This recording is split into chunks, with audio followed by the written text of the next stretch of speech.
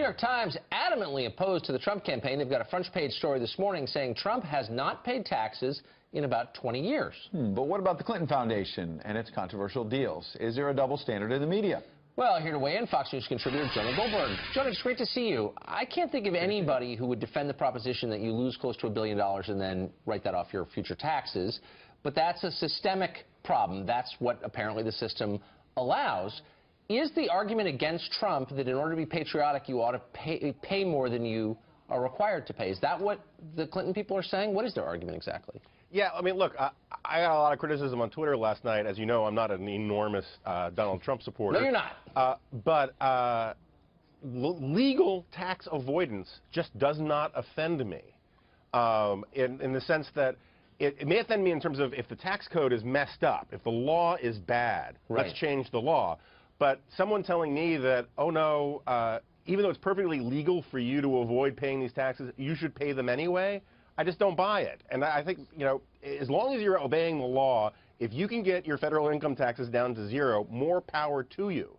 The problem, and the political problem for Trump in this story is, first of all, he's been going around complaining about how other people don't pay enough in income taxes, and he's been going around saying what a fantastic businessman he is, and he lost $1 billion in a year. These are not great stories for him. And what about the Clinton Foundation? We mentioned in the lead-in, Jonah, that when you want to talk about transparency on tax returns, what about transparency about the donations from foreign governments, foreign companies? But if that's raised in the second debate, it didn't really come up at the first debate, is there going to be talk about the Trump Foundation as well, which the Clinton campaign has talked a lot about? There certainly should be. I mean, I've been banging my spoon on my high chair for over a year about the Clinton Foundation. I think the Clinton Foundation essentially was, it did do good charitable works, but that was the price of doing business. The point of the business, you know, that was overhead, helping people in Africa or whatever. The point of the business was to provide a giant sort of super PAC and Rolodex of mega donors and Clinton campaign people during the off years when they were in the wilderness of the Obama administration. And I think it's an outrageous boondoggle, but at the same time, we've been talking about it a lot. You know, maybe not enough, maybe not in the right media outlets. Of course, there's a double standard. This is, you know, the Trump tax story, which I heard Chris Stirewalt on your show earlier saying, if they released this in May, wouldn't be the bombshell that it is today, but it is news. But, I mean, if you think the system is rotten and the tax code is corrupt and rigged, and I think it is, isn't it striking to see that all the people who are benefiting from it, from the current system, are donating to Hillary?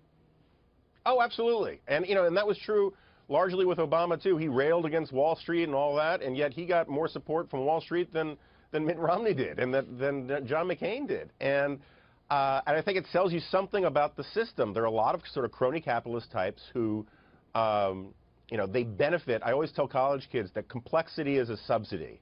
And the more complex you make the tax code, the more complex you make the rules, the more you are rewarding people with access to lawyers and consultants and political connections. And that's what the Democrats do. Complexity is a subsidy. What a smart point. Characteristically. And Jonah, you said earlier you have been upfront about not being a Trump fan. Do you feel like in recent weeks he has started to close the gap with Hillary Clinton? I mean, we've seen these polls tighten big time. Yeah, no, he absolutely has. I think if we had seen the Donald Trump that we saw for the first 30 minutes of the debate, if he had stayed that guy through the debate and then through the post-debate, instead of the late-night tweeting and all of this crazy stuff, and the stuff he did in Pennsylvania last night, I think he'd be about 5 points ahead right now. Yeah, I think so, too. Jonah Goldberg, the great Jonah Goldberg. Thanks a lot for joining us.